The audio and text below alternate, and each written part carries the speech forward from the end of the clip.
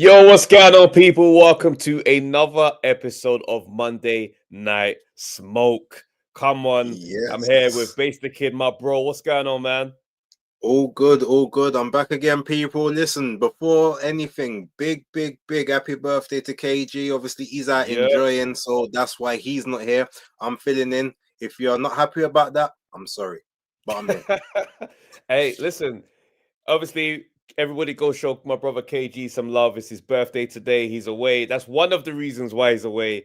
The other reason that he's away is because of his guy, Joshua Buatsi, having a bit of a mad weekend. Yeah. So hopefully he's turning up, drowning his sorrows. But don't worry, we're going to hold him to task when he gets back. Yeah.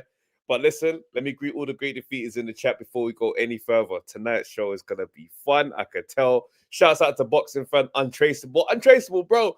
Listen, it was a couple minutes late, yeah? Relax, bro. I see you in the comments going mad, talking about 2 minutes late, 3 minutes late. Relax, bro. We're here, yeah? Joseph Frimpong, Philip Answer, man like Zorro, Jonah 3-1, man like Raj, Undisputed, bro. Martin Alea, man like James, DJ, Mr. A, Skyliner, the editor, man like Bigsy Biggs, Ehi Rim, Mocha, Doping Control, big up to you, bro. Man like CJO, Truth Teller Maxwell, Daniel Ojo, Natty F. Backs, Gene Anthony, Meza Ozil, Stay Blessed, Be Real, Adwick, ADWKEI, Dan the Man, like Black Super, Andres Yassin, skip through Ghana the Greatness, Dante Francis, Star Fox WR45, October in the Place, Unlocking Faith documentary, Ian Daniels TV, Sunday Punches. Hey, listen, guys, there's loads of us here today. Oh, Everybody can't Lennox get is in the chat as well. I mean, he was probably coming for KG, but Lennox is in the chat, so we have to salute Lennox. Okay, big up to Lennox, man. Come on. I'm DJ Ace in the building once again. Shout out to DJ you. Ace, my guy. Come on, bro. Hey, there's a super chat here as well. Joel Ofori say happy birthday, my brother. Happy birthday. Sending mad eggs. That's hilarious. All right, man, let's talk. Joshua Buatsi, bro. That performance this weekend, absolute dumpster juice. The stinkiest of stinky performances. Where do we start, bro? Where do we start? Talk to me. There's a little bit of a pattern forming here. Okay, so it's clear that Josh's favorite thing isn't movement. He doesn't necessarily like people that show a little bit of movement to him. He does prefer people that kind of stand and want to fight. But we have hope. There is a bit of hope that we have here, and the hope is, if you remember, his debut on Boxer was a pretty dumpster juice performance as well. But then he had a great showing straight after against Dan Aziz. Then he had the Hutchinson fight. So maybe this is just the pattern. You have the bad performance in the debut, okay, and then you get the good performance after. Shake off the little bit of the ring rust. And also, look, I'm not going to defend the performance. It was poor, but he did take a bit of a beating in February. So we don't necessarily know, maybe this is just like he needed to shake off a little bit of rust, a little bit of demons in the head. Maybe he's a little tentative to let the hands go, and that was what was getting him caught. There could be a whole bunch of stuff there. I'm going to give him a little bit of grace till I see the next fight. But I'm just saying that maybe the peak has left. Maybe maybe there's not. I saw an interview. Hold on, before we even go, I saw an interview from Virgil Hunter earlier on today, whereby he was still referring to Buatsi as like almost like an apprentice, like he hasn't quite had enough experience yet. And when I heard that, I thought, I don't know how much more experience you could have and how much time you got left. So I don't know about that. See, this is my thing. He talks about Buatsi as if Buatsi's 26 or 24. Do you know what I mean? Like, the guy is 32, bro. Like, my thing is, the performance, I don't write off. Do you know what I mean? Obviously, you talk about the performance one to the next. It could be bad. It could be good. I don't think anyone should be looking at Buatsi and saying that he's done. But the signs are bad from this performance here, right? Like, Zach Parker isn't on his level. The last week's pod, when we spoke about this, what did we say? It wasn't if he's going to win. It was he needs to make a statement. Yeah? So the expectations of Buatsi are not for you to compete with a Zach Parker, right? So when I'm watching this fight, my first eye-opening thing was, hey, hang on a minute. He's landing shots on Buatsi. I'm waiting for Buatsi to do the spiteful thing that he does when he gets hit. Because Buatsi's one of these fighters that game plan can go out the window if he's getting hit. Yeah, the minute you tag him, it's like, all right, cool, I'm coming back to give you that one. And I didn't feel like I saw that Buatsi at all throughout the whole night. Like, even if it's the case of him saying, bro, I'm just on a fighting thing right now. You've landed a couple shots and I want to get that back. I didn't see that spite that I'm used to seeing. I didn't really feel like he wanted to be there. That's what was kind of irritating me, because I'm looking at Parker and I'm like, I see what Parker's doing. He's trying to take some pages out of Willie Hutchinson's book there and be on some, I want to make it weird. I want to try and spoil it. I want to do nifty things. I want to be cheeky. You know what I'm saying? Guy Southpaw coming back, switch hitting and all that type of stuff. But I never looked at him and felt like, you're hurting Buatsi. Do you understand? So I was looking, I was like, wait, why is my man not putting pressure on him? Do you know what I mean? Like, even in between rounds, right? And before we get to Virgil Hunter, I do have to say something interesting. I don't like Virgil Hunter standing outside the ring. Why is Virgil Hunter standing outside the ring? I'm looking at Buatsi have to crane his neck between the ropes to hear any advice. And he almost looked like he wasn't even happy that that was their dynamic between them. But I'm looking at this, I'm thinking, at what point is Virgil giving him advice that he can use in the fight? Because he looked like he wasn't even interested. Do you see what I'm saying? I've got it on in the background now. I'm just trying to assess. Look, I feel with the whole being outside, I don't know. Virgil's got this thing where it's almost like he wants to speak directly into your ear. Like if you can't hear him unless he's right here. He's done that with a few people, or maybe just old. He doesn't really want to be getting in and out of the ring every minute. I mean, isn't he near his 70s at this point? So that's fair. That's fair. I just maybe that's the reason why he's on the outside. The chemistry in the corner, like something about Buatsi, this fight didn't seem interested in this one here. Do you know what I mean? Like at some point, you kind of see that the fight is slipping away. Yeah, the guy's slick. He's landing shots. By the time we got to round 4 and 5, I'm watching this fight and I'm thinking he's getting pieced up. There was one of the rounds. It was one way, just landing, bang, bang, bang, bang, bang, slipping out, rotating around the ring, and Buatsi didn't have any ideas. Now I'm looking at this thing and I'm thinking, all right, like you say, Buatsi's effective when you agree to sign the contract to say we're going to fight in a phone box. But at what point do we have to say, okay, what about if I have to go and get you? I understand. Before we get to Zach Parker came to spoil this fight. But you've got to override. Yeah? You've got to override. You cannot agree to the terms. Do you know what I mean? Because realistically, I know people are debating whether or not, he won the fight or if he didn't win the fight. Personally, I feel like he lost the fight, right? But I can see that my man was spoiling the fight and that falling over stuff looked really negative on the eye. However, I can't undo that when Zach Parker was on his feet, he was landing shots, bro. Consistently, round after round. His gloves were on him. He was landing. Okay. Buatsi wasn't landing like that in this fight. You swinging. Go for it. No, I hear it. I agree with you, but it's like sometimes, that when they say, oh, like you're just kind of not interested because you think it's going to go one way. And then you're getting through the motions because you're like, all right, I know I'm going to get you. I know I'm going to get you. All of a sudden, you can't get that person. And now you're in a mode where you can't switch it. Some people don't have that gear. But Buatsi clearly doesn't have like gears 2, 3, 4 to like make it different. It's like it's his pace or nothing. And if it's not at his pace, he seems to not know how to ramp it up. Now, I think part of that, I ain't gonna lie. Remember, we spoke off air a little while ago about how actually big as a person Buatsi is. Yeah, I don't think that 175 is doing him any favors. And I'm not making excuses, but I just don't think it's giving him any favors at all.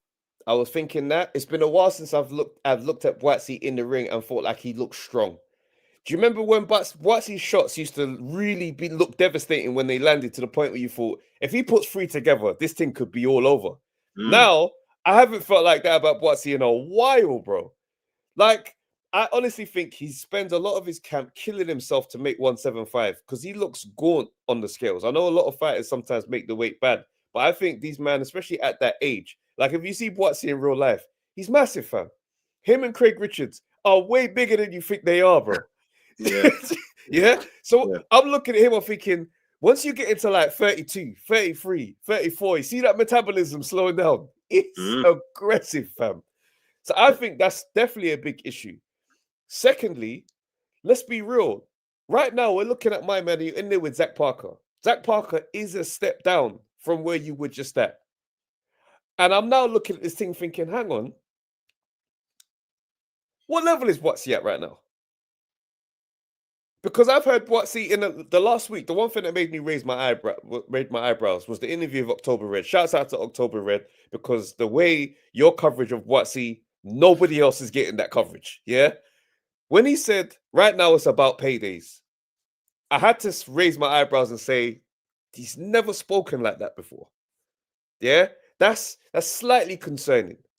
In this fight, he looked as if, because it's not a massive night, I'm not really bothered by it. And I can appreciate the possibility that we'll see Buatsi raise his game with a big name. I don't think that version of Buatsi shows up to fight Yard. I don't think that version of Buatsi would show up for a title fight. But it's concerning when you see him look that dejected in a fight that everybody around you should say to you, hey, big man, it looks like you're losing. You understand? There was no real talk in that corner. I think the conversation now, what's your thoughts on Virgil Hunter? Do you know, before I even get to that, something else I just noticed as well, watching this fight, and obviously this fight was a 10-rounder, right? Mm-hmm. The fight that he had, the welcome to boxer fight he had, was also a 10-rounder. The Aziz fight was 12. The Hutchinson fight was 12. Richards fight was 12. It's almost like when he has these 10 rounders, it's almost like he can't be bothered, because it's all he even said it one time. It's like, why am I doing 12 rounds and there's no title on the line? Like, no, it's going to be a 10-rounder. So that almost tells you the mentality is, I'm going to try and get through this just somehow. And I've just kind of noticed that now I'm watching it again. I'm like, right, every time he has a 10-rounder, he seems to look substandard compared to like the other fights. So yeah, that could be a mentality thing as well. In terms of Virgil Hunter, look, I'm not going to do the same thing that everyone else is doing. And I will address this, and I addressed it on my video yesterday. okay. I don't think it's the right fit, but I'm not going to tell him, get rid of Virgil Hunter. I know a bunch of people are going to say that. All I want him to do is tell me what Virgil Hunter has improved on him, like what he thinks Virgil has given him that he either didn't have before or that he couldn't have got with someone else. Because apart from possibly a bit of inside game, which I don't know how much of it he had, I need to check his old fights. I can't see anything else. I don't think the footwork is better. I don't think the jab is better. I don't think the defense is better, even though like he's never really had a great defense. I don't think the shot selection's better, the combinations, the punch power, the mechanic. I don't know what it is apart from possibly some inside game. I feel like he thinks too much now compared to what he did. He had more instinct before. So again, I'm not going to say he hasn't improved something. I just need him to tell me what he thinks Virgil did, because he's been with him like what, 5-6 years now, and I can't see what it is. Well, let me just say, everything has regressed under Virgil Hunter. Nothing is improved. It's all hit the reverse gear, and we're flooring it now. I don't know if Virgil Hunter secretly hates Joshua Buatsi, because he's gone into his camp and said, everything you do well, let's stop that for a second and let's do some other stuff, because nothing is the same. It's like he only knows how to turn guys into Andre Ward as best as he can. None of this stuff is designed for him, bro. You cannot turn certain fighters and change their style completely. Bro, if somebody was to take Mike Tyson into camp and say, box behind the jab, I want to see you on the outside, I'd be furious, bro. That's what he's done here. He's taken a fast car and said, hey, you know what? How about we do a marathon? Let's go. Le Mans 24 hours. Let's take this Formula One whip and take it on the freaking, on the bushes, on the high terrain. He's done nonsense. He's told us we're not coming out of second gear. We're gonna work on clutch control. Clutch control in the Formula One whip. That man is a pure red-blooded fighter. Evander Holyfield was the comparisons that Joshua Buatsi was getting at one point in his career. Now I'm looking at Buatsi and I don't know who he is. I don't know what to expect from this brother when he gets in the ring. That Callum Smith fight was a throwback to a Buatsi that we always believed was there. And I'm sure Virgil Hunter was furious after that fight. He probably got him back in the change room and said, what the heck was that?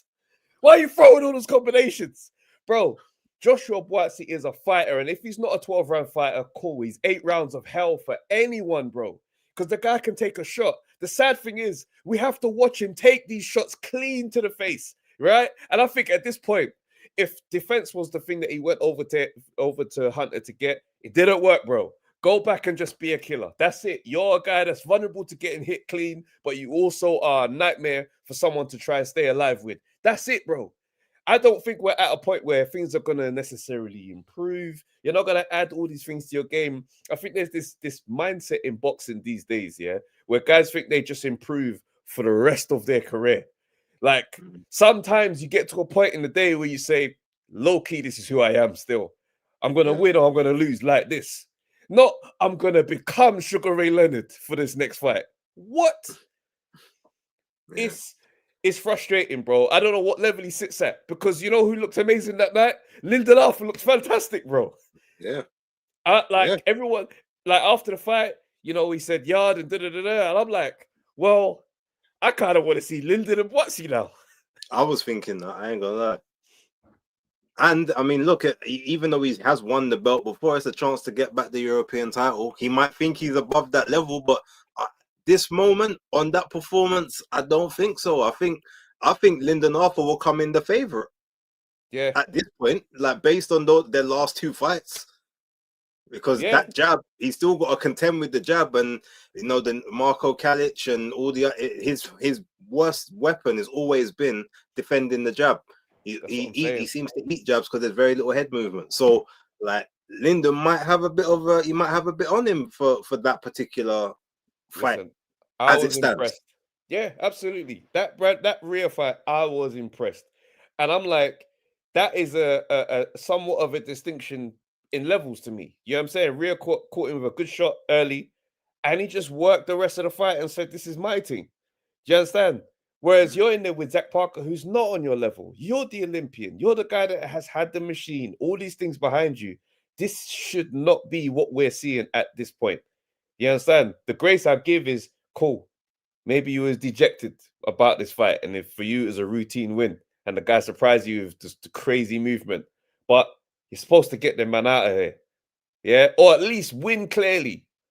So yeah, I'm not surprised at the responses that he's getting from the people saying that it was you know, it should have gone the other way. I personally think it should have gone the other way. I think I felt sorry for Zach Parker, but only to a degree, because that Darryl Williams fight that Zach Parker got the nod over was a robbery worse than this one.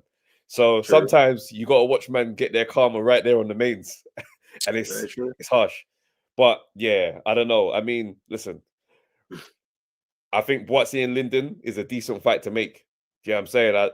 I saw one of the promotions do a post about who's next for Buatsi, who's next, and I'm like, I don't think you can skirt over Lyndon Arthur like this still, and it would be a good little measurement to see where he's at, because obviously with all that history of yard, it'd be interesting. No, I hear that, and I guess one other thing we have to say is, as well, okay, I know that he's not really your favorite guy, but me and Buatsi are cool. Luckily, me, Dwayne, the whole team, I'm cool with them. So he's a great guy, like either off camera or even with certain people. We've seen how he talks with October Red. We know that he's got that pleasant nature. He's got that character when he's around people that he likes, yeah. But the problem is he doesn't display enough outside of that. So now that he doesn't have the, you know, that I'm gonna scrap it out in the ring business, the value of him is starting to drop. He was lucky to keep the value in the Smith fight because it was such a fight of the year. That's right. That even in the loss, the value maintained. The value dropped in this win. He can't. So now it's a case of he can't actually afford to lose his next fight, because then there is no value left, and you can't, because you can't really, you don't promote fights, you don't really engage the audience like that. People ain't gonna come to see you, especially if you're not if you're not either entertaining or you're not a character. And at the moment, based on this fight, he's neither, which is a problem. Yeah. Yeah, and you know what I mean? Obviously, you talk about the, you know, people liking and stuff like that. I don't dislike Buatsi for all the yard and Buatsi narrative on this pod. Obviously, I'm a team yard guy, but it is disappointing to see what Buatsi has become. Yeah, under Virgil, I never have thought that was a good fit. Do you know what I mean? I think outside of Andre Ward, I think Virgil Hunter might be in a conversation for slightly being overrated. I don't know. Oh no, there's no conversation. It's a slam dunk fact. Like no Yeah, one can't have a chat with me and tell me that he's actually a good trainer. yeah. He had one success story. That's what I mean. Like he's had a Amir Khan, he's done. I'm like, I'm not really seeing it, bro. Do you know what I mean? So yeah, I'd like to see Buatsi move to a trainer that suits his style, because then he can get back to his thing. And obviously, personality wise, it doesn't do him any favors the fact he don't really interact and do the things that you need to do as a business person in this sporting space. You know what I mean? So anyway, we'll see what's going on there. Just today, there's been announced Craig Richards versus Dan Aziz in Ghana. December Yeah, 20th. Brother, didn't I weren't expected to see something like this on the timeline, I'm not gonna lie. But boy, I hear it. light heavy's in the mix, bro. I would ask your take, bro. You know what I'm saying? How you see that one? I'm told you for this one. Unfortunately, I am Switzerland. I am neutral. I know both guys. I know both guys very well. I went to school with Dan Aziz. Like Craig is one of my dogs. Him and obviously Danny is cousin. I know Dan's cousin. I know both of them. So I am not giving any takes. I won't be doing the basis picks on the fight. I'm just gonna be in the middle until it's over. I hear it. I hear it. It's gonna be a tough one still. Yeah, I mean, we got they're the man them. They're the man them. Do you know what I mean? There's the history there. There's the South London man them. Literally, it's mad close. Listen, I hope everybody goes and does their thing. You know what I'm saying? It's gonna be an interesting one. Yeah, I only pray for two things. I pray that both of them are getting the bag for this. I know Ghana has got a bit of a resurgence coming in, so I hope that that's the case. And I hope both of them come home healthy, no headaches, no injuries, and nothing from that. That's all I'm hoping for in this fight, and I'm gonna leave it at that. For sure, bro. All right. Eddie Hearn said that Anthony Joshua's back out this year. Two bits of news Apparently, about AJ back out this yeah, year, and apparently he's joining Team U6 coaching team. Like, he's going to be training with Team U6 coaching staff. yeah, I'm I've like, heard it. what's your thoughts, bro? You know what? Look, I mean, at the end of the day, it worked for Lennox Lewis, right? Get knocked out by someone, go and work with their trainer. It's Yeah. worked for a couple of other people as well. I mean, and at the end of the day, we can't. While I don't think Joshua's got the same kind of mechanics as Usyk, but like the Usyk team, they produce good quality stuff. So Mm, if it's whether it's just about maybe trying to draw a little more comparison, try to find a little different way of training, or maybe he thinks that this is the method and the route he needs to go down. Like ultimately, if he wants to go for it, go for it. I don't think the language barrier is going to be an issue. I don't think ultimately, what are you going to do? You just got to show him repetition on how you want him to do certain things, give him certain words. Maybe you get a translator to say this word means this, that. So when you hear this is what you do. Like you can make it work. If he wants to give it one loss, like I said, go for the best because them two ain't gonna fight again. So yeah. imagine being in a training camp with Usyk. Maybe you don't want to be dancing with him and everything, but like he's gonna show you what makes him so great. You want to try to take some of that ingredients for yourself. I ain't mad at it. I hope he just doesn't start doing things he ain't supposed to be doing. Yeah, like the same convo we just had about Buatsi, bro. If I see man bouncing around the ring, switching southpaw, I'm gonna be livid, bro. I'm not interested. If I see him with the cross around his neck, round 8, he's there kissing and guy. Bro. What's going on here, bro? Like, if he stays and he's essentially himself, just an improved version of himself, then cool. But we are late in the game. We're late in the game for these type of changes. Do you know what I mean? I hope AJ's found the mental space he needs to be in, because obviously next time we see AJ, this is his first fight back from his first real knockout loss. Yeah. So there's gonna be all kinds of things that are slightly different. I don't know if he's going to be, having the what Andy Ruiz performance, what that did to affect his style. I Yeah. don't know what this is gonna do to affect his style. So I hope that he's found whatever he needs to find so that we can see out this career nicely, bro. Do you know what I mean? Get in there with Fury, get the dub and close it. Well, do you know what? Look, one thing that I think maybe he's gone with them because of the whole Fury thing. Like, obviously, Usyk's the only one so far that's been able to best Fury. primarily because Fury don't want to fight nobody. But Yeah. we get that. So, but they know the secrets to beating him. So you go with someone that knows how to beat him because they've done it. But also, one thing you can say about Usyk's team, even some of the other members in it, apart from maybe Daniel Lappin, I'm not quite sure about him, but all of them seem to have that mental toughness and focus. So they might be able to get him out of that headspace where he's constantly thinking about everything, or they might be able to make him think faster, because Usyk seems to be able to think 2 or 3 paces quicker than his opponent, and that's what seems to get him and get his tactics working while everyone else is having to react. Maybe they can work on that with AJ. They might get him start doing juggling and stuff, and catching the coins and all of that fast reaction. You know, I'm being serious. That stuff there might actually help him. I hear it. It's a funny. It's AJ walking back out with that Ukrainian flag would be poetic. That'd be crazy. That's mad. All right, Yard Benavidez. We're a little way out from that one. How you feeling about that one so far? I mean, look at that entire card. I still think that's probably one of the best cards of the year, just from like a 4-fight perspective. So, Yard and Benavidez, I still think that one's going to be about. If Benavidez has become like a true light heavy, then I feel like this is going to be interesting, because one thing I believe is that Benavidez will probably be able to make 175 easier than Yard does. But that being said, like, because he's a guy that kind of balloons up, he's got the flabby body. That's right. And I think the benefit though of the flabby body is you've always got energy reserves to pull from.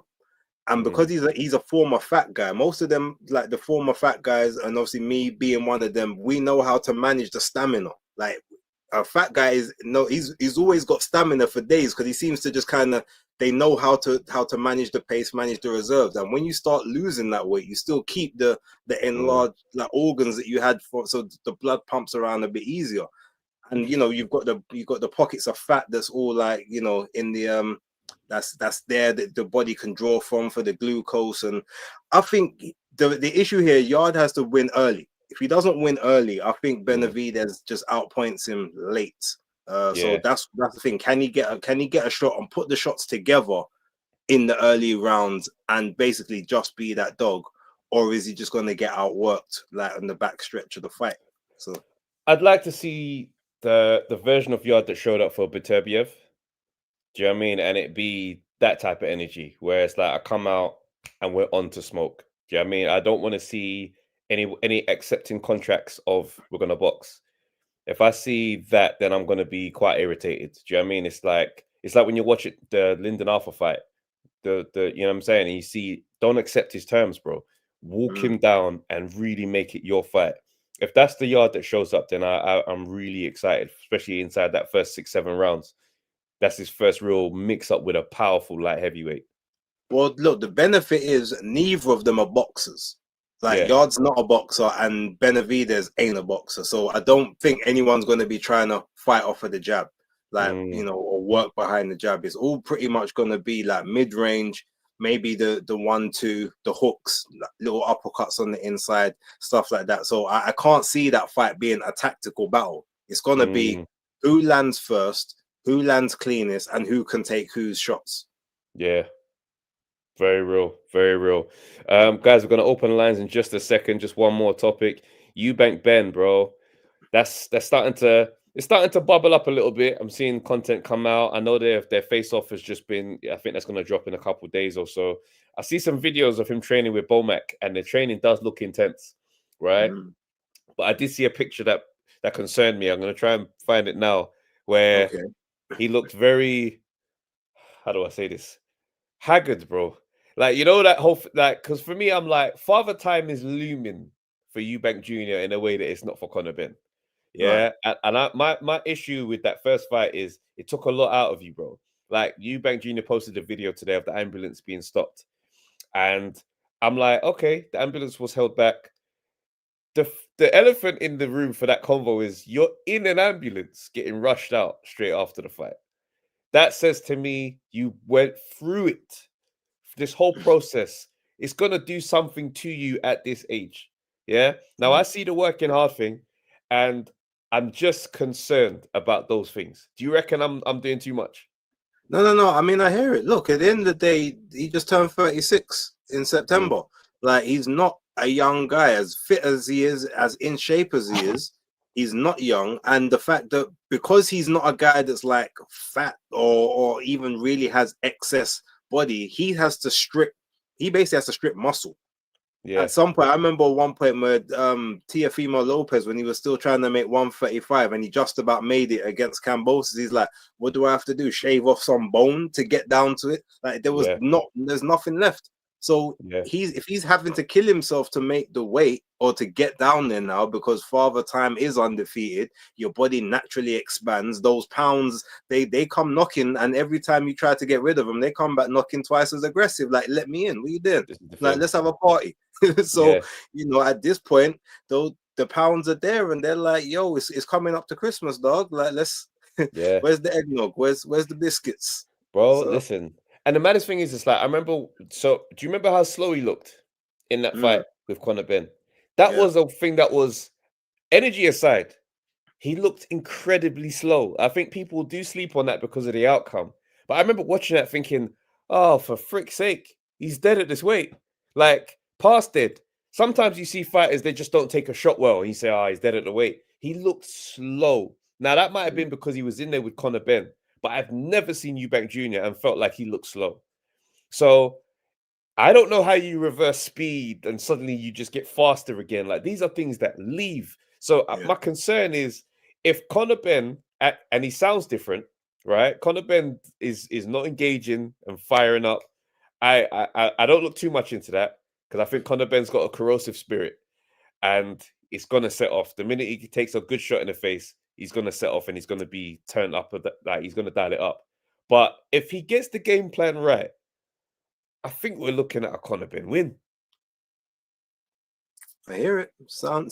I mean, look, it's sound reasoning. I definitely can't argue with it. Not now. All right, let's get into it. Let's open the lines right now. Lineal Ray, what's going on, bro? Yo, what's going on? It's been a minute. It's been a minute. Fam. How you been? Big up, Jay. Yeah, life. He moved out of London and whatnot. New job, new lifestyle. So Hey, I've been watching. congratulations. Love to see you guys been going strength to strength. So I'm happy for it, man. Congratulations on all the moves in life, man. Much love, man. All right, talk to me, bro. What's on your mind? Listen, first thing first, innit? This is first round knockout punch here. Ben's still losing that fight, so no matter. So that's that out of the way. I ain't trying to hear none of that Ben stuff. Eubank's gonna look even better doing it nowadays with Bomac, as long as he's not too drained. So that's that. Secondly, I like the fact that AJ is working with Usyk's team. If it's not for camp, if it's just like for outside of camp, I think it's good.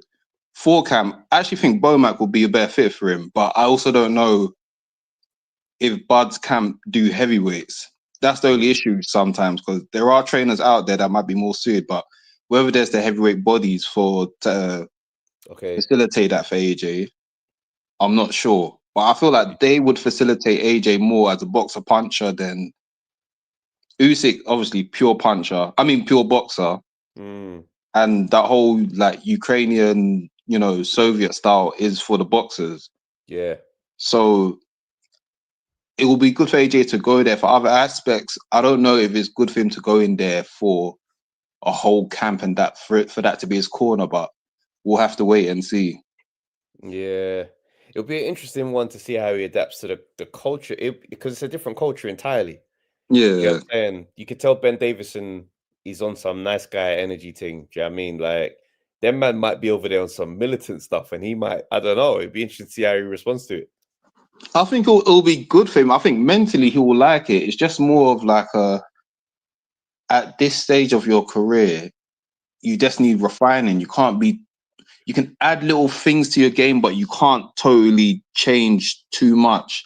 Yeah. And I think that's always been AJ's problem, where it's just like he wants to show that he's got more to his game, which it's a double-edged sword, because it's a good thing. It is a good thing because you want someone that's gonna be ready to learn. But sometimes it's like, I get you want to be a boxer at times, brother. You're a puncher. Go out there and knock them out. Like, stop trying to. Don't doubt yourself. which then leads to my GH brethren Buatsi. Talk, bro. Listen, man. You sound upset, man. In the lustrous words of a former unified champion, now washed, but is where it is.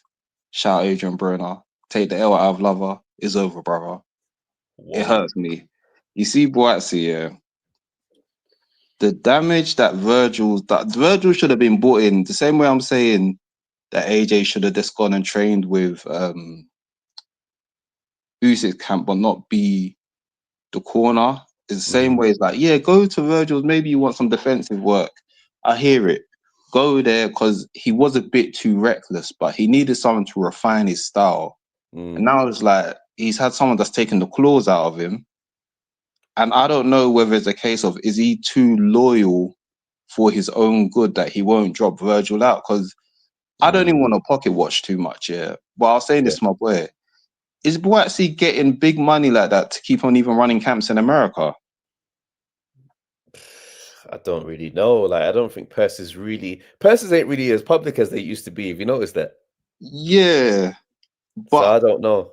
Especially with his commercial appeal going down. Obviously, the Olympics is like more than what year was that? 2016. So it's like nearly like no one cares about like that commercial appeal is gone. Like like 2 cycles have gone past since like the Olympic cycle. So it's kind of like maybe this is the reason. It hurt me to say it. Maybe there's a reason why Eddie was so cool with letting Buatsi go. Maybe Eddie saw something in him and he said, you know what? I'm cool. Like if you want to bounce, go. Because at the time we was all looking at Eddie like, rah, how can you let Buatsi go? And then now I'm starting to think Eddie might have saw something and it's just like, when he didn't take the Bivol fight, that's what I was going to say. Looked and, the reluctance to take the title shot is definitely something that probably would have pissed off Eddie more than anything else. Because it's like, bro, I'm working to get you the shot. This is the shot. You take the shots when you get them. Do you know what I mean? He just doesn't seem to, he won't forgive you not taking the shot when you get that offered on the tape. You know what I mean? So, but I don't think he's worried about peas, right? I think like the Boxer situation, it seemed like everybody who went to Boxer was getting the sweetest deal, bro. I never forget a Coley saying, listen, for that bread, I'm out, bro. So I reckon they were getting looked after over there because I think for sure. But I mean, in terms of Eddie just not fighting for him as much, it kind of like at the time because we loved him, it's kind of like, oh no, Eddie, we don't know why would you let someone like that go? But now, like in hindsight, Eddie might have, like you said, it's that the reluctance to take the Bivol fight. Eddie might be looking at you like it's not even just about letting the title shot go. It's just like, what are you waiting for? This is what you trained for. This is it. And it's like you're both on the match room. I'm sure Eddie could have got a fight in the UK, everything. So Eddie's probably thinking like, yo, this is what we worked for. What more do you want? Yeah. And he hesitated. 100%. Do you reckon Buatsi gets another title shot from this point forward? I don't want to say never, but it's looking unlikely because if you look like that again, don't get me wrong, Callum Smith was a good fight, but the way we're speaking on Buatsi now is how we should be speaking on Callum Smith. Callum Smith has, put his body through the ringer in his professional career, and he was still able to best you at that moment. And that's one of those moments. That Smith fight should have been the fight where he lets people know, I'm him. And for as much as people used to go on about, oh, Yard ain't had these fights, Yard ain't da-da-da. One thing Yard had is conviction. And his conviction, he doesn't second guess himself. And I think that's not second guessing yourself in life, but especially in boxing, it's like Wardley, it's like Wilder. Sometimes not second guessing yourself will take you further than you should be going. Because certain guys, they shouldn't be. I'm not trying to be funny. Yard with his background shouldn't be where he is, but he's got so much conviction that a normal person might say like, oh, I don't have this, I don't have that. Yard is just like, F it, we're gonna fight anyway. Wardley, same thing. It's going up Joseph Parker, former champion, this, that, and the third. And Wardley just said, F it, I'm him. I'm gonna go for it. Same with Wilder. No experience, I'm just gonna knock a guy out anyway. And it's like, I don't know, Buatsi doesn't have that edge to him anymore. So now it's just like the moment you second guess yourself, you're in trouble. It seems as if after Callum Smith loss, he's probably said to himself, just my guesstimation, he's probably looked at that and thought, if I can't beat Callum Smith, I've got no chance of winning the title. Because he doesn't talk about titles. It changed, the tune has changed to money now. Yeah. And you know what? If that's the case, then fair play to you. Like, at the end of the day, you're a prize fighter. Maybe he's looked at it realistically and said, yo, my window's closed. I'm just here to get paid, which is fine. Because then you're going down the Derek Chisora route. But if you're going to go down the Derek Chisora route, you're going to have to want people to want to see you fight. You're going to have to put on impressive fights regardless. So whether you want to be a prize, once again, it goes to the conviction thing. If you want to be a prize fighter, go out there and be a prize fighter. But it's like one or the other, or you're in no man's land. Yeah. And right now, you're in no man's land. Working with Virgil ain't doing nothing for you. Listen, my GH brethren, there's rice at home. Come back home, find a UK trainer that's gonna, get. Even my boy even said, I saw someone in the chat said maybe Rob McCracken. My boy even said even Shane McGuigan for Buatsi might be a good fit. Lineal, big up, bro. Great to hear from you. Love as always, man. Take care, man. Come on, peace. Alexander the Great, what's happening, bro? What's going on, guys? Did you see the breaking news? Talk to me. About Victor Conte. Yeah, Victor Conte died. Oh, snap. Yeah. Yep. That's brother had cancer. Damn. Rest in peace, man. Yeah. Your legacy on Earth is complicated. You solicited drug cheating, but, condolences to your family. Yeah, for real. For real. When you zoom out, it's life at the end of the day. Yep. But other than that, how you guys doing? All good, bro. All good, bro. Just trying to talk through this interesting web that is the boxing game, bro. What's on your mind? Where do you want to start? I guess Christmas came early for Buatsi because, man, that fight should... I don't even have words. That's how flabbergasted I was. I was like, man, he lost the first 6 rounds straight, and he somehow got the fight. Like, it make sense. See, when you put it like that, yeah, when people are saying, oh, I had it close, I had it this, I'm curious to see somebody point out what 6 rounds they gave to Buatsi. Hey, just because they said it was closer doesn't mean they had him win. So I'll give them some grace on that. But we need those judges sacked, and I don't mean fired. I mean NFL type stuff, getting run over by a linebacker. You know what? I saw the scorecards, right? It's interesting. On the scorecards, 3 rounds. So round 2, round 6, and round 8 were all given to Buatsi by all 3 judges. Rounds 3 and 4 were the only 2 rounds all given to Zach Parker. So basically, there's 5 rounds in between where you say, okay, whoever you decide to choose it for. So that means that at best you could say Parker won 7-3, or Buatsi would have won 7-3 at best based on that. But the rounds, I was actually trying to watch him a little bit, and I can see a little bit maybe what it was. And I think, look, all of the falling over and stuff, I don't think that helped his case. I think the judges was saying, well, you're losing these rounds because you're being dominated. Even though, like, I guess in those rounds they still landing jabs or whatever. I need to go back and watch it properly. I don't know if I'd say like a stone cold robbery. I have seen worse, but from what I saw, it did look like a stinky decision yesterday. But looking back and thinking on it, I can't lie. There's certain things where I'm like, your body language by Zach Parker throughout the fight didn't really show a person that was bossing it. Showed a person that was trying to nick it, and maybe the judges just weren't having it. So it's an interesting one, man, because I see it like, yeah, the thing for falling down. Like afterwards, he explained it. It was like, look, like every time we end up in the clinch, he's leaning on me and pushing me down. He's like, I'm just gonna burn up energy by struggling against that. Now, for me, I don't really have too much grace on that because it's like, bro, you're in the ring. Like, this is a fight. Everybody's going to be working for advantages. You have to get yourself, either you manage that situation or don't put yourself in that position. So I don't really qualify that as an excuse. I think if the referee was to really have control and say, hey, you keep falling down, I'm going to take off a point, you force him to fight. and it opens up the fight. So the referee is more to blame than Zach Parker in that situation. He caused a lot of those issues. But Zach Parker, when he's saying, "Oh, he's leaning on me," but Zach Parker was the one that initiated every single one of those clinches.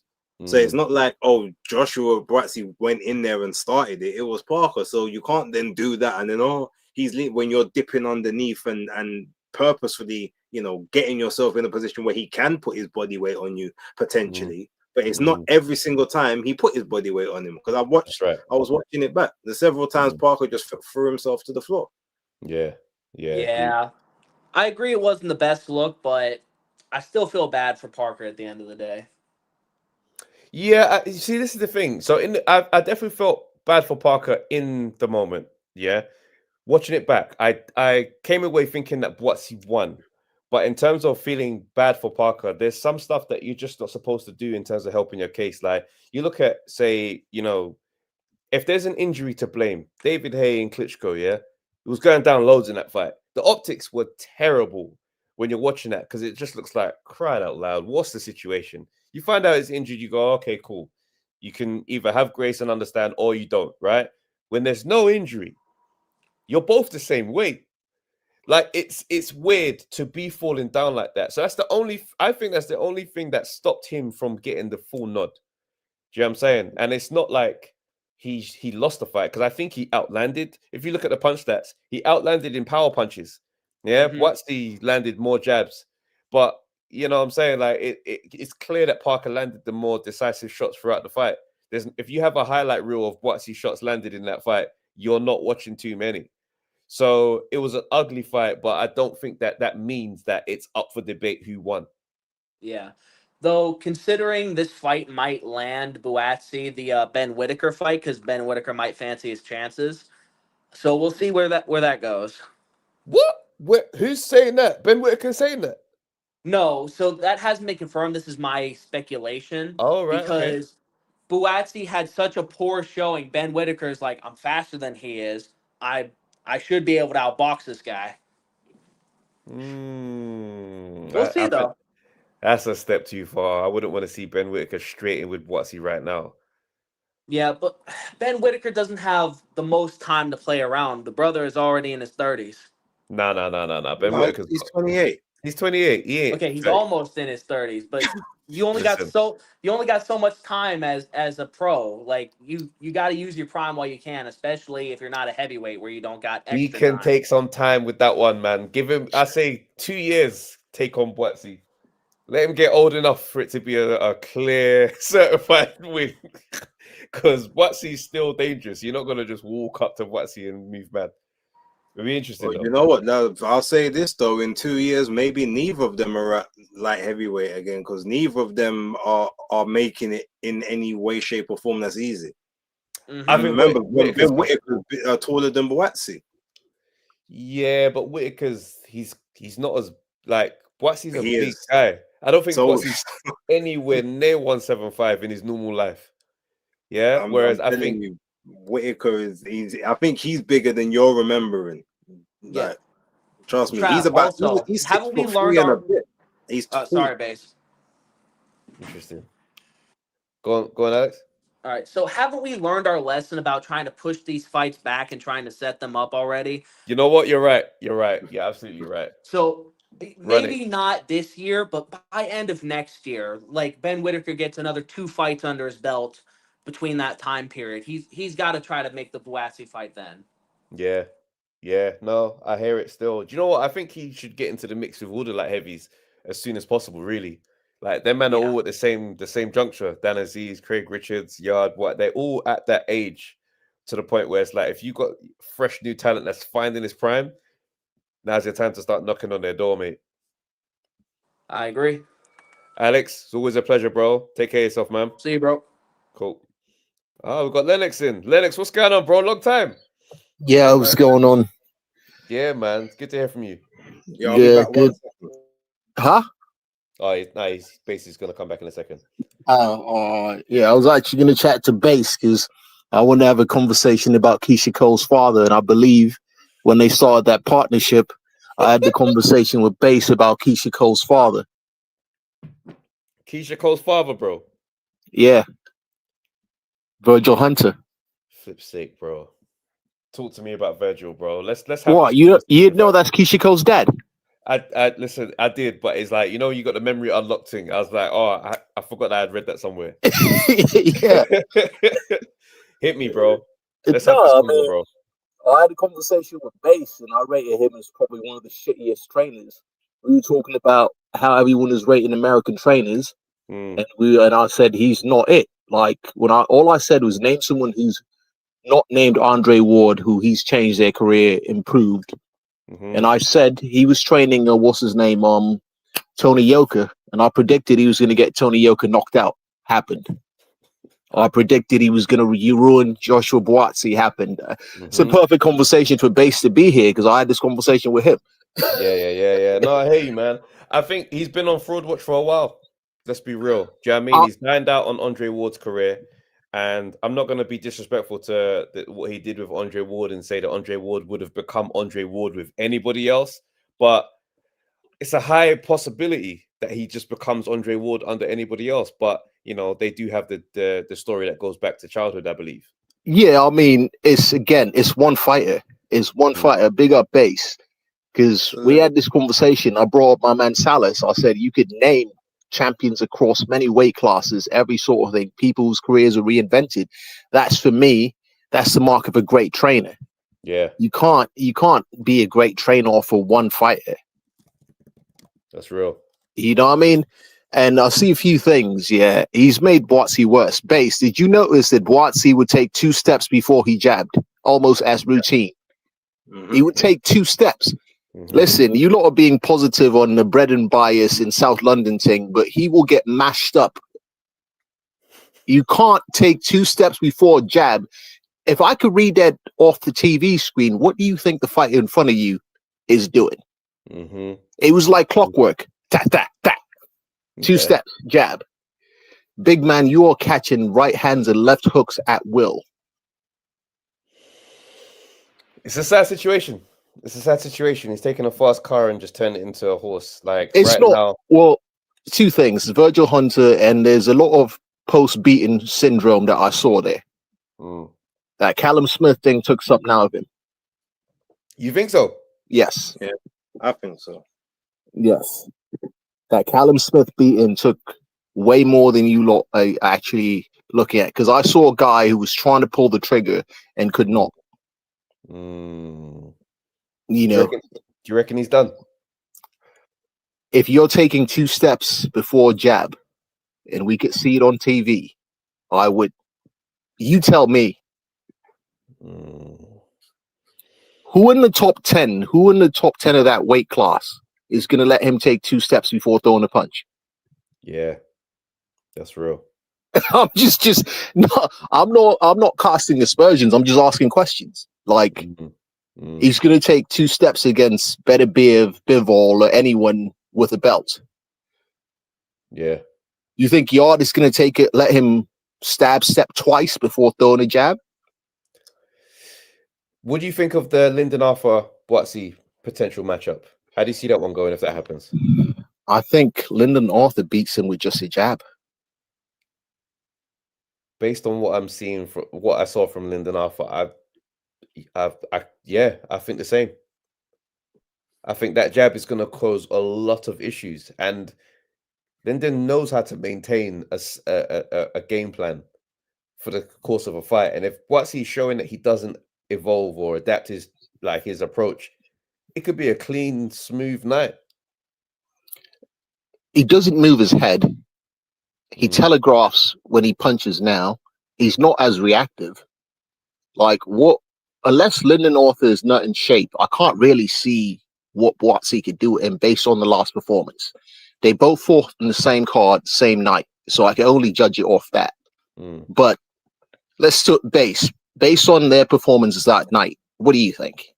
I mean, I did say earlier, I think based on those performances, Arthur's got the beating of him. He's got the jab. He seems to be letting the right hand go, and the right hand is looking very accurate at the minute as well. So if he obviously gets himself involved in a straight tear-up, that's clearly Buatsi's best chance. But Lyndon Arthur's not really known to do that with people that he doesn't think he can do that with. And he might respect the power a bit too much to take those chances. So it's a tough ask. And Lyndon has got the hand speed advantage as well. Yeah, he does. But let's give some grace to Buatsi, right? And this is me reading between the lines of what he said in the post-fight interview. It sounds like personal developments are on the way. Like he's like, I got some exciting things on the way. Now that could be some type of either boxing related thing, but it sounds like maybe a child might be on the way. Do you know what I mean? And that would suggest to me. Did anyone else catch that? I heard something. I heard that. Yeah. It did sound as if, like, some great news on the way. I'm thinking anytime someone says on the way, I'm thinking baby. So this could be the result of a distracted, busy lifestyle. Yeah, I'm a parent. I know what that's like when a child is on the way. That's if I'm just speculating right now. All right, but you know what? While everyone's doing, Base can testify to this. Remember when we had the conversation? I was talking about nerve damage with Errol Spence when everyone was like, nah, he won this fight, he won that fight. After the car accident, I said, I'm seeing ticks that he's not pulling as fast. I'm seeing things. So I don't know what's on the way, but I've seen things in the fight on Saturday that tells me that there's things there that it's not just his head's not in the game. There's things that he physically can't do anymore. Some people do hit that peak quicker than others, and they have the downturn quicker than others. The other thing is that his instincts have been trained out of him. You add that to the punishment he took in the last fight, he might be on the downslope of that bell curve. What do you make of AJ joining Team Music? I'm not sure. Let's see what happens. Let's wait for that to be actually confirmed, what that situation is, because I don't really know what that means, because I don't know if Usyk having a head coach or head trainer that's known, because he was with Mr. Bashir. He's had a few head coaches. He's moved around. So I'm not really because it was James Ali Bashir. Obviously, he did some work with Anatoly Lomachenko, and he's with Yuri Tashenko now. I think that's been his trainer for the majority of his career. Yeah, but I don't really know what that means, because he's moved around. Here's what I'm saying, because it's not like if you're like, oh, he's joining Bivol's team, then I know it's Gennady. I know Gennady's trained Bivol. I know what to expect. What the setup is, all of that. This is, I'm not certain what that really means. So until it's confirmed and we know what it is, I can't. I'll reserve opinions on that, because I don't. I've known this guy to have several trainers and several kind of movement around. You get what I'm saying with Usyk. So it's not the same. Like, it's not like he's going. If you're like, oh, he's going to Crawford's camp, then I know it's Bomac. It's been Bomac. If he's going to Canelo's camp, it's this particular person, right? So this is a bit gray. You get what I mean? I get you. Okay. Boy, Lennox, it's good to hear from you, brother. Yeah, good to good. I just want to. I actually came here to pull this fake Nigerian's card, but obviously he's not. Oh, it's another thing I want to say. Yeah, all right, go on. It's funny how everyone that left Matchroom, or quote unquote that Eddie let go after the whole boxing thing, it's mad how their careers have panned out, isn't it? Bro, it feels like Eddie knew something that we didn't. It's like, I know how to manage this car because you got to drive it like this. You got to pull the clutch. It's a bit funny on the acceleration, but if you do it like this, I can get you there to where you need to go. But anybody else gets in that car, they don't know how to drive it, bro. No, because if you look right down, all of these men that is like the big noise was about leaving Matchroom and that, going to boxer. Coley got mashed up. All of them, man, career has just gone terribly. Flipping hell, mate. No, seriously, think about it. Name one person that made that move that it's panned out great for. That's doing better than when they were on Matchroom. There's no one, bro. All right, so maybe Eddie does know a thing or two about the boxing business. Yeah, see, thing is, yes, he does. He absolutely does. But if that was Eddie, if that was his man, if Buatsi was Eddie's man, he loses that quad. the points. There's no brown Well, envelopes being passed well, around. here's the thing: if he's Eddie's man, he doesn't make it there because he would have fought Bivol, and we'd know. True. You get me. On that note, yeah, you lot enjoy the rest of your stream. Big up, man. Big up, man. That's it for me. I mean, I can't even lie. He's right. He is. David, what's happening, Well, bro? Yo, what you saying? Talk Big to up, me, David. bro. Hey, wait 1 second, bro. Hey, guys, hit the like button, man. There's 217 of us in this stream right now, and I know the likes are not respectable, bro. Guys, hit the like button. It's free, and it helps a lot. It helps this channel in a big way, so I appreciate it. And hit the hype button as well. Hype up the videos, and that works too. Okay. Yeah, run it all, man. David, what's happening, man? Yes. What did I say last week? I think I said something like it wasn't going to be a cakewalk or something to that effect, and it turned out kind of that way. I think it's over, guys. And I thought this before, like a few fights ago, even before the Smith fight. I was like, he's not fighting like he was when he was under his amateur training. Like, he's not like as aggressive. The punches, like to what Trav said, like the punches are different. Like it doesn't have the same like crispness anymore. And I think he might have missed his. I hope I'm wrong. You know, I've been rooting for Buatsi since he got Olympic bronze, but I think he might have missed his prime, and I think he might have found his level. I think. So what some level of is the that? things, What I think of it's British, European? British, European, like I at wouldn't accept best saying that he's fringe British. world. Yeah. I think about that level. I wouldn't. People got me down as a Buatsi hater, and I'm not accepting that, bro. I can't. That's not fair. I think he's what type fringe. is one of what WBO interim title WBA. against WBA interim. WBO. It was WBA. Okay. He was WBO. What that he fought for last night? No, not last night. I think I'm saying the Who are we talking about?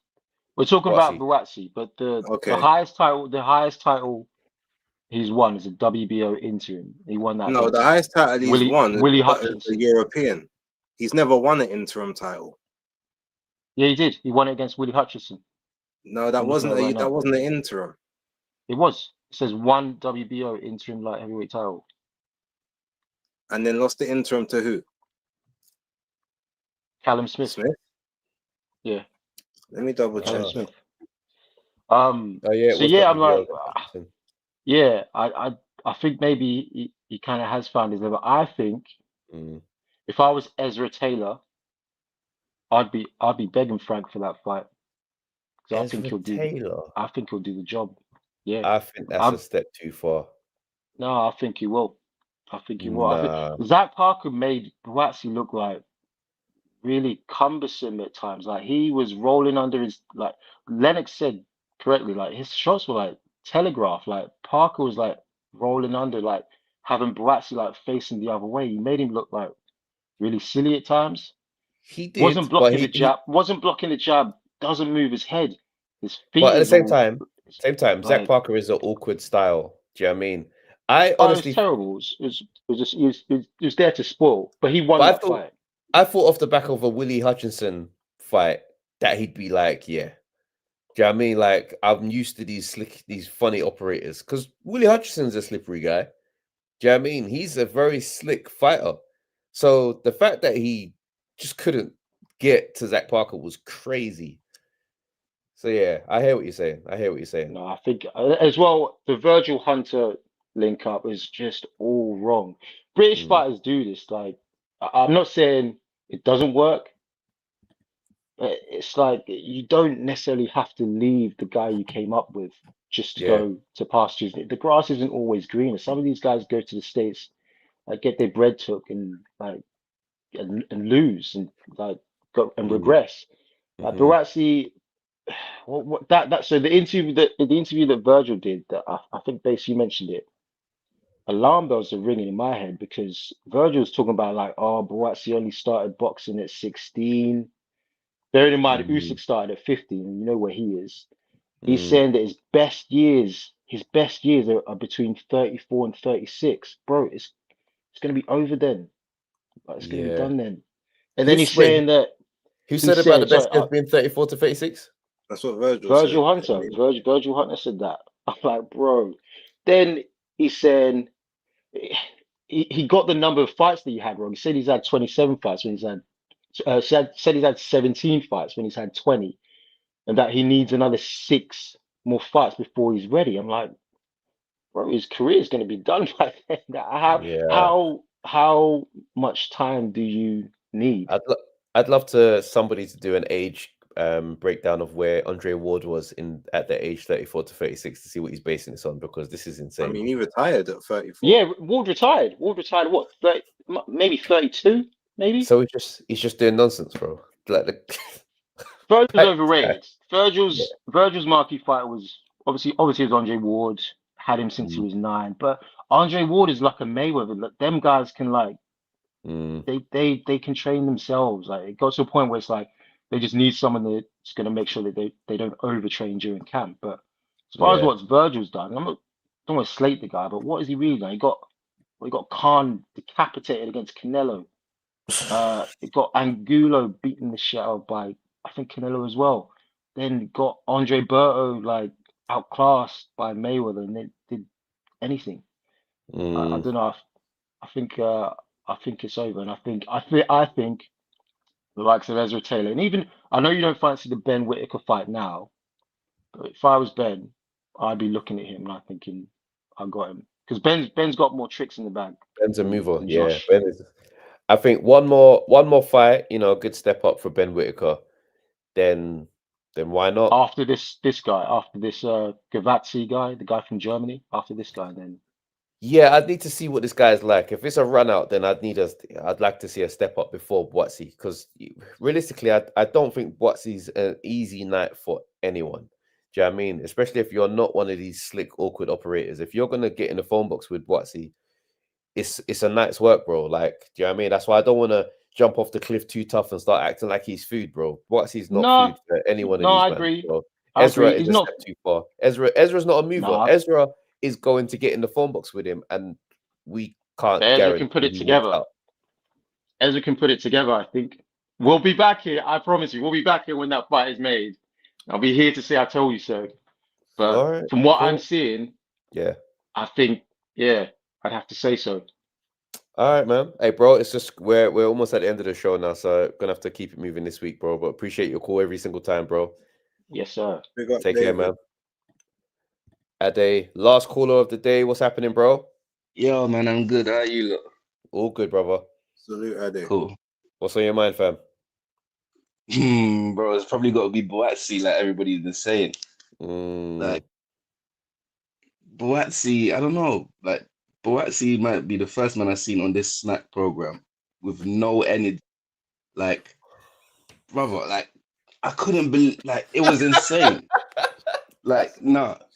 Like, Crawford went up 2 weight classes and was pushing Canelo around. Like, Victor Conte is gone now, so he can't complain. But like, the way that my man, what's his name, Parker, was turning him around, coming out of the corners, it was insane. Like Virgil Hunter is not teaching him nothing. Like, when I look at Ward, there's nothing there. Like, he doesn't even use how Wood used to use the long guard. He's just there with his like a basic high guard, no head movement, and it's insane. So I think you see, like promoters, they usually they're meant to keep their guys active, but I think Frank needs to keep Buatsi inactive, because the price for the yard fight is going down. It's going bad. Bro, Can you imagine what the price will be? What they'll give him if Yard wins the belt.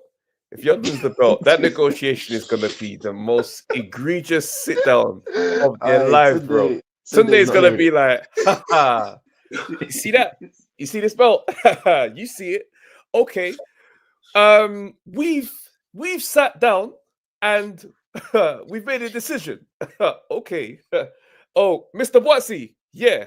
you're getting 6%. Okay. You're getting, furthermore, I don't even like your face just now. We're making that 4%. Okay. No, but for real, like, it's a sticky situation because, like, that fight was meant to be way bigger than than what it's probably going to end up being. It's going to be small. Like, what Craig Richards and Buatsi did, it's going to be less than that, bro. Like, the only thing that saves it is Yard winning the belt. But if it goes on past that, I don't even know that they defo need to see it at this point. Yard is, because if Buatsi's approach to boxing looks and feels like this, Yard don't need to. What story is there to sell on that? You just run Yard and Smith. Yeah. Yard Callum Smith is a madness. Yeah, no, that's way better. I would have preferred Callum Smith against Benavidez, to be fair, because I think I think his style is better. But I hope AY can get it done. Yeah. I mean, Callum Smith's been inactive is quite puzzled. It's puzzled me as well. I felt like he would have done good to keep going, especially at this age, like to just not be inactive. Whereas now he's like, it's going to be some ring rust there. Do you know what I mean? Yeah. He might be unless it's for a certain amount of money, innit? That's the problem. Yeah. Or he might be on his Crawford vibe. Fair. On his Crawford vibe coming out once a year at, how old is he now? 35, I want to say? Yeah. I think he's 34. Okay. But yeah, and then I think what was the next? So I think AJ with the Ukrainians, no, for me. Like I just looked at a list of these like Soviet guys, bro. These guys have like 400, 500 amateur fights. Like it's been drilled in. Like it's like, bro, AJ's my guy, but it's like it's done. Like I'm just thinking, like, imagine AJ tried to do the Doctor Strange, with the Klitschko guard. Yeah. And I'm just thinking that it's a bit too late, but I understand. Like Sam Jones said recently, he goes, if he can't get the Fury fight, he's going to run it back with Dubois next year. Now, we were talking about that on the pod, and I was more concerned than KG was. KG is of the thinking that, hey, he can beat him. What's your response if that fight gets announced? Bro, like, I would like to think the same, but I think that Dubois don't rate AJ. Like it don't matter what Usyk did to him. Like Dubois is like, I don't care what happened, what Usyk did to me. You can't beat me. So I don't know. I can't really see it changing. Cause like, can AJ take Dubois into that kind of like mental warfare kind of thing? I don't think so.